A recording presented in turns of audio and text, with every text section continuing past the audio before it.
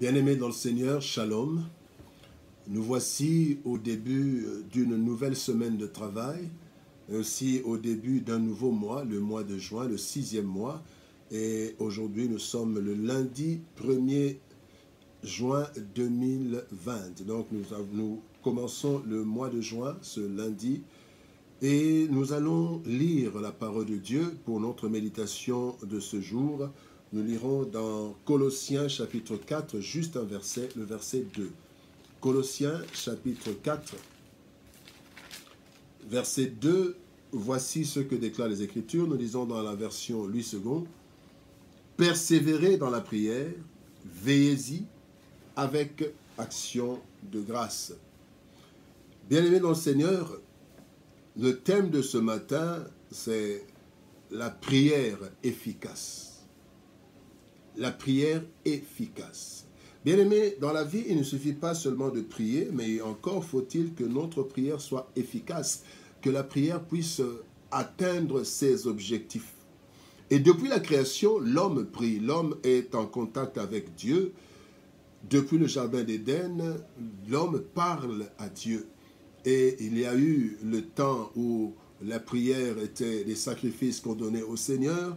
Il y a les cultes, et il y a toutes sortes de prières, mais ici nous parlons plus de la prière individuelle, parce que dans la nouvelle alliance, ce n'est plus ni à Jérusalem, ni sur la montagne, mais en esprit et en vérité que nous adorons le Seigneur, que nous prions. Et la prière est véritablement une partie importante de notre vie, parce que notre vie est soutenue par la prière.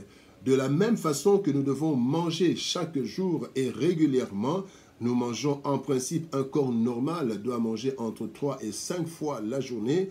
Et la prière, c'est aussi un élément très important où chaque jour nous devons avoir du temps avec le Seigneur. Cela, vraiment, notre vie en dépend. Et ici, le Seigneur nous parle de la prière qui doit être efficace. Et il y a 3 choses que nous voyons dans ce texte. Paul, de la part du Seigneur, nous dit « Persévérez dans la prière, veillez-y avec action de grâce ». Bien-aimés, cette prière que nous devons faire à Dieu, que nous devons adresser à Dieu au nom de Jésus, au Père au nom de Jésus, cette prière concerne nous-mêmes, nos membres de famille, notre environnement, notre pays et même notre monde.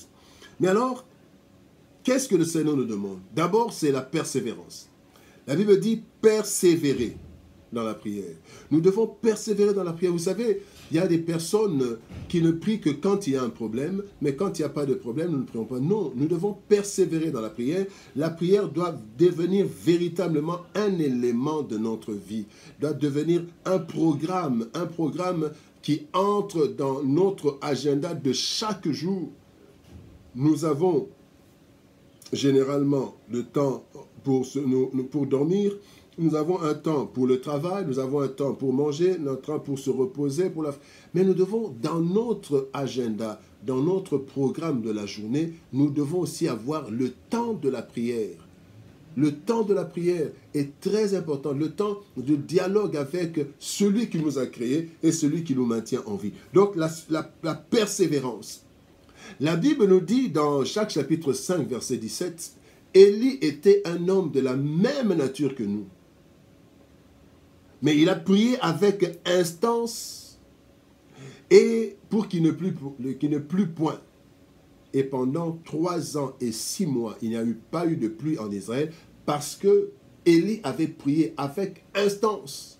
Il a demandé cela et quand il va se présenter devant le roi Akab, il lui dit « Il ne pleuvra pas à ma parole, si ce n'est à ma parole. » C'est parce qu'il avait déjà prié. La prière, bien-aimée, ce sont des temps. Le Seigneur Jésus-Christ, la Bible nous montre que le Seigneur Jésus-Christ priait. Parfois, quand il se séparait avec les disciples, il montait sur la montagne, il priait à telle enseigne qu'un jour, les disciples lui ont demandé « Seigneur, apprends-nous, enseigne-nous à prier. » Parce qu'ils voyaient Jésus prier, mais ils ne savaient pas ce que Jésus demandait. Jésus se levait très tôt pour prier. Et donc, nous devons persévérer dans la prière. La prière doit devenir véritablement une partie intégrante de notre vie. Voilà pourquoi la Bible dit aussi dans Hébreux chapitre 6, verset 12, il est dit, en sorte que vous ne vous relâchiez point, et que vous imitiez ceux qui, par la foi et la persévérance, ont hérité des promesses. Bien-aimés, il y a des exaucements qui viennent après des années de prière. Mais quand la prière est un mode de vie, nous n'allons pas dire que nous avons trop prié, parce que la prière fait partie. Aujourd'hui, vous n'allez pas calculer le nombre de fois que vous avez mangé depuis que vous êtes né ou depuis un an. Vous ne savez pas. Parce que la nourriture fait partie de votre vie. Et la prière doit faire partie de notre vie. Nous devons persévérer. Et quand nous avons un sujet, nous devons persévérer jusqu'à l'exaucement. Jusqu'à l'exaucement. Bien-aimé, la persévérance. Insister. Une prière instante. Pas des prières flash. Non. Persévérer dans la prière. Une vie de prière. Et plus nous prions, plus nous devenons forts dans la prière, plus notre capacité de prière augmente et nous persévérons. La deuxième chose, Paul dit, veillez-y. Donc nous devons veiller à cette persévérance. Nous devons surveiller notre vie de prière. Tout comme nous surveillons notre nourriture, à tel âge nous ne devons pas prendre autant. Nous devons veiller. Nous devons veiller pourquoi? Parce que nous avons 3 obstacles à la prière. Le premier obstacle à la prière, c'est notre chair. Nous devons veiller. Vous savez, vous réveillez le matin pour prier, ce n'est pas une chose facile. Toujours très tôt le matin, ce n'est pas facile. Vous réveillez la nuit pour prier, ce n'est pas facile. Et donc, nous devons veiller à ce que notre chair ne soit pas fatiguée. La Bible nous montre dans Exode chapitre 17, verset 12, la Bible dit que les mains de Moïse se fatiguèrent pendant qu'il y avait le combat entre Amalek et Israël. Moïse, quand il levait ses mains, Israël remportait. Et quand il baissait ses mains, c'est Amalek qui avait le dessus. Et à un certain moment, la Bible dit, au verset 12 de Exode 17, les mains de Moïse étant fatiguées. Ce n'était pas un problème spirituel, c'était un problème physique. Bien aimé, dans la prière, il y a aussi un problème physique. La chair est faible. Et quand nous passons notre vie à prendre beaucoup d'activités, nous devons savoir aussi que nous devons récupérer, nous reposer pour la prière, parce que la prière demande aussi la force physique. Le deuxième obstacle, c'est le monde. Bien-aimés, la Bible nous montre comment le monde parfois nous distrait. Il y a beaucoup de distractions. Il y a la télévision, il y a le téléphone, il y a les visites, il y a les soucis du monde. Il y a plusieurs choses. Parfois, nous avons des soucis du monde et nous n'arrivons plus à prier. Alors que ces soucis, c'est par la prière que nous pouvons avoir des solutions. Mais le monde nous agresse de plusieurs façons, à telle sorte que parfois, nous n'avons pas le temps de prier. Nous avons le temps de voir des amis, nous avons le temps de prendre un pot, nous avons le temps de prendre voir un film à la télé, de voir le match, de voir les informations, et nous meublons notre journée de plusieurs activités à telle enseigne que nous n'avons plus la force de prier, nous n'avons plus le temps de prier. Nous devons avoir le temps de prier. Nous devons avoir du temps.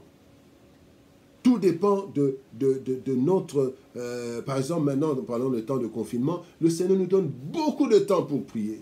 Et j'espère que les chrétiens en profitent. Malheureusement, il y en a d'autres qui sont complètement abattus. Mais ce temps de confinement, ce temps où les activités se sont ralenties, ce sont des temps un peu comme des temps de retraite. Nous devons en profiter pour prier le plus, parce que parfois nous n'avons pas assez de temps, mais nous devons toujours trouver, comme nous trouvons du temps pour manger, nous devons trouver aussi du temps pour prier.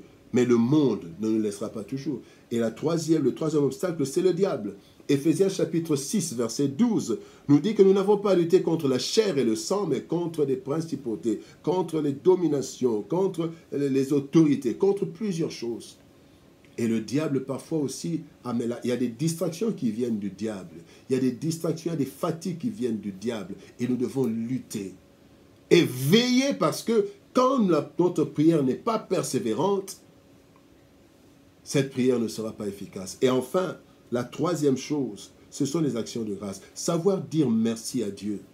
Parfois, nous demandons beaucoup, mais quand nous recevons, parfois, nous ne disons pas merci. Mais aussi, nous devons dire merci au Seigneur pour les prières exaucées. La Bible dit, dans Colossiens chapitre 3, verset 15, à la fin, il est dit, soyez reconnaissants. Mais nous devons aussi prier, dire merci au Seigneur pour les prières non exaucées. Parce que Dieu, dans son amour, sa sagesse, c'est ce dont nous avons besoin. Jésus-Christ le dit dans Matthieu chapitre 6, verset 8. Il a dit, votre Père sait de quoi vous avez besoin. Parce que parfois nous demandons des envies et non des besoins. Mais Dieu sait, parfois ce n'est pas maintenant. Parfois ce n'est pas le moment, ou parfois ce n'est pas ça. La Bible dit, quand un enfant demande un pain, le Père ne lui donnera jamais une pierre. Ou quand il demande un poisson, il ne lui donnera jamais un serpent. Mais maintenant, nous pouvons dire aussi, est-ce que quand l'enfant demande un serpent, est-ce que le Père va lui donner un serpent? Non. Quand l'enfant demande un couteau, non. Voilà pourquoi la Bible dit, parfois, nous ne savons pas ce qu'il convient de demander. Mais le Saint-Esprit intercède en notre faveur. Oui, le Saint-Esprit dont nous avons célébré la manifestation hier, la Pentecôte, et le Saint-Esprit nous aide afin de savoir ce qu'il faut demander. Mais notre chair, parfois, demande à Dieu des choses qui ne nous bénissent pas. Et Dieu, parfois, il ne nous exauce pas. Disons merci au Seigneur pour les prières exaucées. Disons merci aussi pour les prières non exaucées. Parce que dans l'amour de Dieu et dans sa sagesse, il y a des choses qu'il ne nous donnera pas, même si nous prions, même si nous pleurons, même si nous jeûnons. Une prière efficace est une prière persévérante. Nous devons y veiller, mais aussi avec des actions de grâce. Que Dieu nous bénisse. Bonne semaine, bon début de semaine, bon début de mois, bonne journée. Shalom à tous. Et nous nous retrouvons par la grâce de Dieu demain mardi. Au revoir.